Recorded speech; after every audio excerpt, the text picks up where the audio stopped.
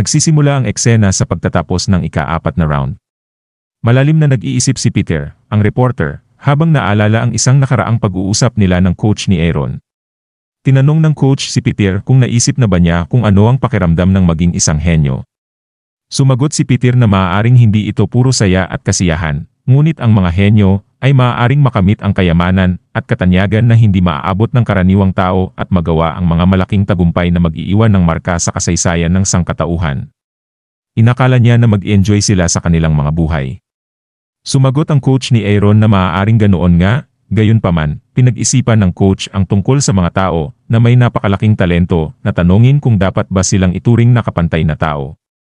Isinpekulan niya na ang ganitong tao, na higit pa sa mga henyo, ay makakaramdam hindi ng kahigitan kundi ng takot at kalungkutan. Nagbago ang eksena sa kasalukuyang panahon. Sinabi ng coach kay Aaron na maganda ang naging round nila at sila ang nakakalamang, ngunit pinaalalahanan siyang huwag magpakampante. At agad naman sumang-ayon si Aaron na nalalaman na malamang marami pang itinatago ang kanyang kalaban. Samantala, tahimik na pinagmamasdan naman ni Ki Siu, napapansin ang sugat sa kanyang tainga. At nagsisimula na nga ang ika-5 round at habang tumayo si Aaron, pinag-iingat naman siya ng kanyang coach. At habang ipinahayag ng announcer ang simula ng ika-5 round, na binabanggit na halos nasa kalagitnaan na ng laban at dikit pa rin ang labanan. Napansin ni Bob na bahagyang nadaplisan ng kamao ni Aaron ang tainga ni Yu bago matapos ang ika-4 na round at iniisip niyang unti-unting nadadaig nito si Yu. Inaasahan niyang magkakaroon ng pagbabago sa balanse sa round na ito.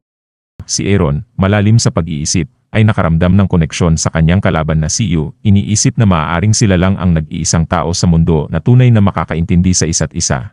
Si Aaron, malalim sa pag-iisip, ay nagre-reflect sa kanyang mga nakaraang karanasan sa maraming boksingero.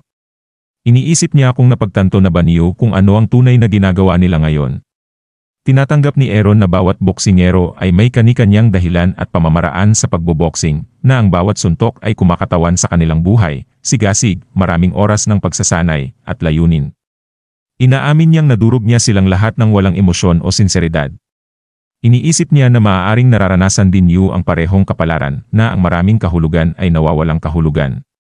Tinatapos ni Aaron na ang ginagawa nila ay hindi boxing kundi isang sunod-sunod na malamig at walang kahulugang mga galaw, na nagmumungkahi na bagaman iniisip ng ilan na sila ay pinagpala, sila ay talagang isinumpa. Ang announcer ay sumisigaw ng may kasabikan habang si Yu ay unti-unting nadadaig.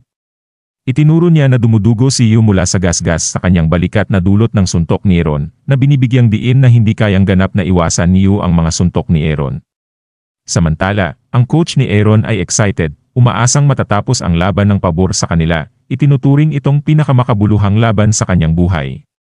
Gayunpaman si Aaron, iniisip si Yu, ay nangangakong ililigtas siya mula sa metaporikal na halimaw na pinaniniwalaan niyang nilalabanan Yu, subalit biglang nafinto si Aaron sa paggalaw, at ikinagulat rin ito ng kanyang coach. Habang si Ki naman ay nakangiti at iniisip sa sarili, na nagre-reflect na maling inakala ni Aaron na matatalo si Yu ng takot, habang ipinahayag naman ng mga announcer ang kanilang kalituhan kung bakit hindi nga gumagalaw si Aaron. Patuloy na nakangiti si Ki, iniisip na ang kawalan na nararamdaman Yu ay ang kanyang tanging kaibigan at pamilya. Sa sandaling iyon, nagsimulang magsuka ng dugo si Aaron, at ikinagulat ng kanyang asawa at ni Carmen, habang sila ay nakatitig sa eksena. At habang si Aaron ay nagulat din sa kanyang biglaang kalagayan. Si Ki ay ipinagpapatuloy ang kanyang pag-iisip tungkol kay Aaron, ay nagre-refleksyon na kahit ang isang taong ipinanganak na may katawan na parang bakal, laging may bahagi ng isang organismo na hindi kailanman lalakas. Nagbago ang eksena sa oras bago ang laban. Ang assistant coach ni Ki, nagulat, ay nauutal habang nakatingin sa isang malaking punching bag na may permanenteng pinsala sa loob. Ipinaliwanag ni Ki na yon ang sikmura at malapit na itong makumpleto.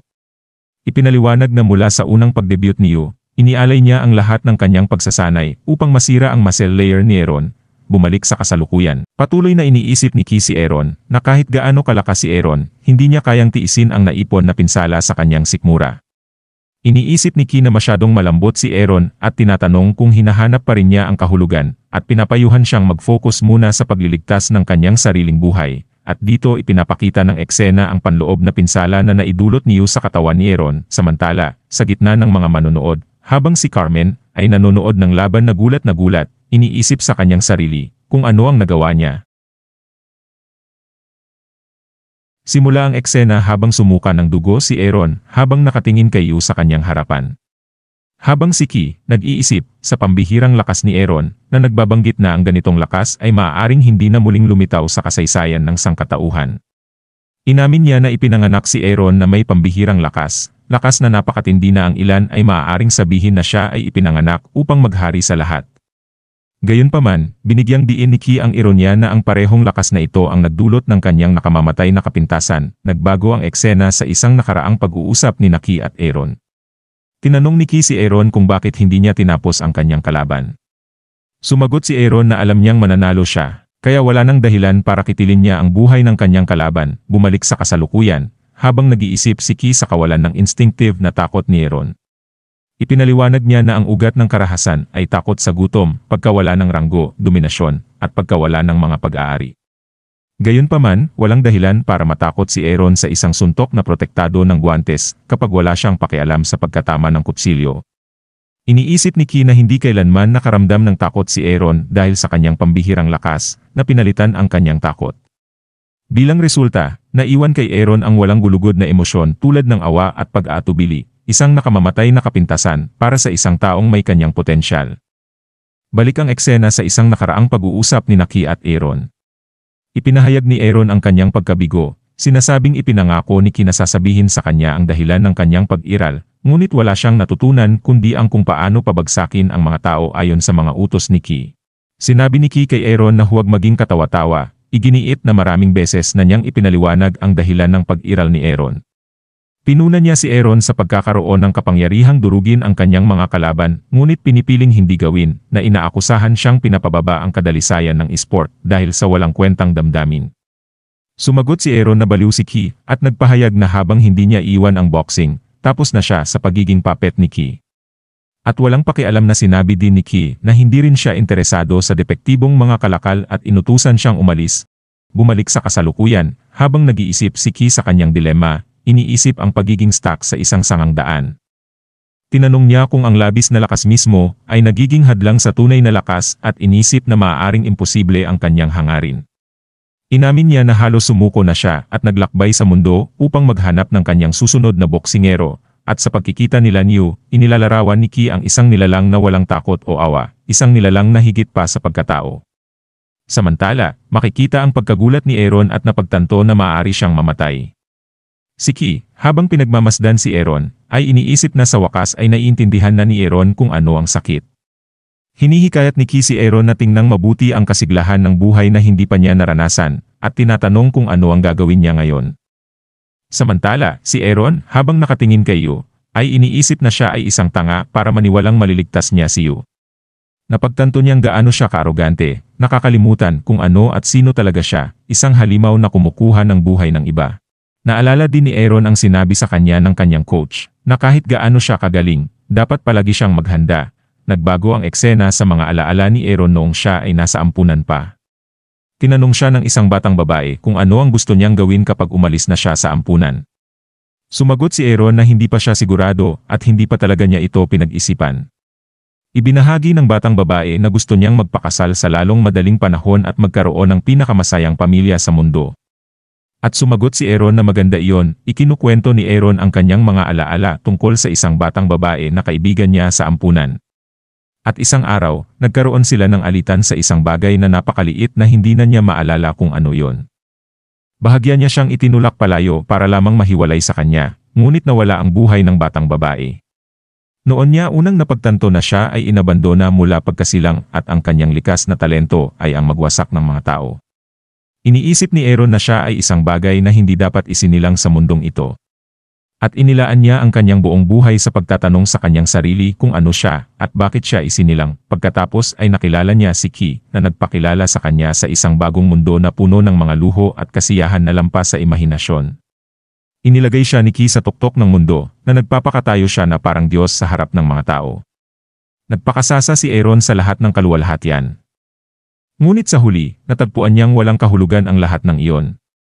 Si Aaron na nawawalan na ng pag-asa sa kalungkutan, ay naiisip na sana bigla na lang siyang maglalaho. Si Aaron, gulong-gulo at lasing, ay nakaupo sa isang sulok ng kalye at napansin ng isang babae. At sa unang pagkakataon sa kanyang buhay, naramdaman niyang nakahanap siya ng isang bagay na may halaga, o sa halip, iyon ang nakakita sa kanya. At ang babaeng ito ay naging kanyang asawa, bumalik sa kasalukuyan, puno ng determinasyon, nagdesisyon si Aaron na mabubuhay siya kahit pa kailangan niyang patayin si Yu. Si Ki na nagmamasid ay biglang ngumiti at nagpahayag ng kasiyahan. Ang mga announcer, gulat na gulat, ay nagkomento sa biglaang pagbabago ng postura ni Aaron. Wala na ang kanyang tipikal na slugger style, sa unang pagkakataon, gumagamit siya ng klasikong postura ng boxing. Si Bob, iniisip sa sarili, ay napagtanto na sa wakas ay ginagamit ni Aaron ang mga teknik sa boxing na itinuro sa kanya ni Ki. Hindi kailanman ginamit ni Aaron ang mga teknik na ito sa kanyang mga laban dahil alam niyang hindi mabuti kung ano ang mangyayari kung gagamitin niya ito, dahil iniiwan niyang nasa kritikal na kondisyon ang kanyang mga kalaban gamit lamang ang kanyang purong lakas. Patuloy na iniisip ni Bob si Aaron, ang pagtanggi ni Aaron na gamitin ang mga teknik sa boxing ay marahil ang kanyang paraan ng pagrerebelde laban kay Ki. Gayunpaman, nagbago na ang sitwasyon, at ang kagustuhan ng matandang iyon ay sa wakas natutupad na. Si Ki, nakangiti at nag-iisip habang nakatingin kay Aaron, ay hinihikayat siyang lumaban at ipakita sa kanya ang nag-iisang kahulugan ng buhay. At dito na po natatapos ang yugtong ito. Maraming salamat po, mag-like at subscribe para sa susunod na kabanata. Hanggang sa muli.